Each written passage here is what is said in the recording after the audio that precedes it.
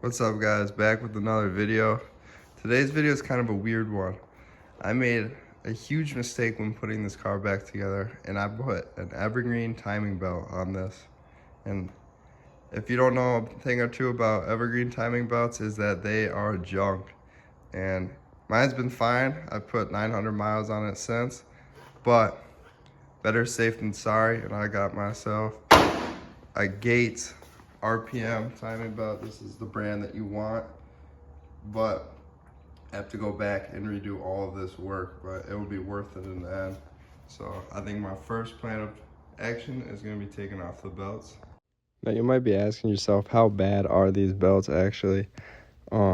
Here's a few posts I found off Facebook. I made a post asking if I should replace mine, and everyone said, do it ASAP.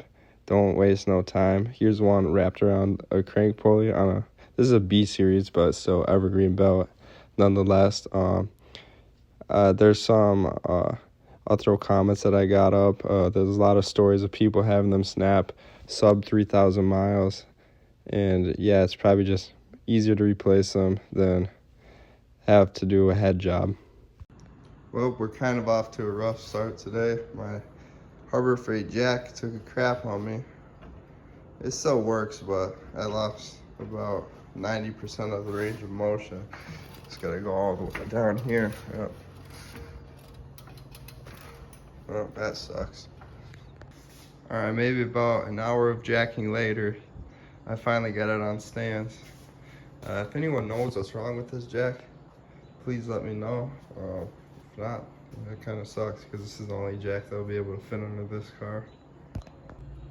Got the driver's side wheel off, and the rotor set screw done unscrewed itself. So I only got one in there because I did have to drill out too, so maybe that's the issue. I'll put that back for now. Power steering belt off. Here I got the valve cover off, and here's our first look at the timing belt. Looks all fine, feels all fine, but as you know, I'm not rocking it. Garbage, fuck this shit. Now I got the crank off, and just a little insight, if you ever do work on your Hondas, do not lose this little pin. This one's kind of buried in there, but you lose these, they're impossible to find. Okay, we're about at the halfway point here.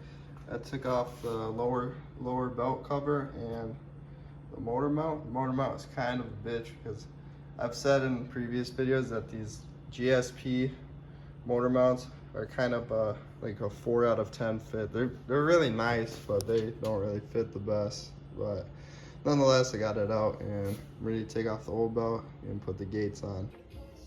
All right, here's another thing that I like to do is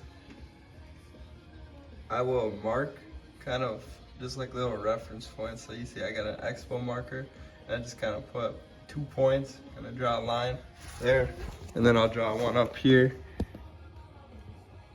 kind of like closest point to right there, and that will kind of just help me verify that I got it right, because I know it's on the right timing. I just did it. Makes it a lot easier. So finally got the new belts on. It's a little bit of a struggle. I was struggling with that tensioner there, but we finally got it on. Feels all tight. All of it should be in spec with where it should be. Let's go button this thing back up. I forgot to record some of the video, but it's later at night. I drove this car the whole day. After finishing it up, I just bound it off, basically same thing but in reverse.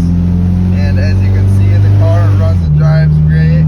I feel like it pulls a little bit better now. I don't know if that's placebo or not, but I would just huge thank you to anyone on the forums that kind of notifies people about this issue, and I highly suggest that if you have an evergreen timing belt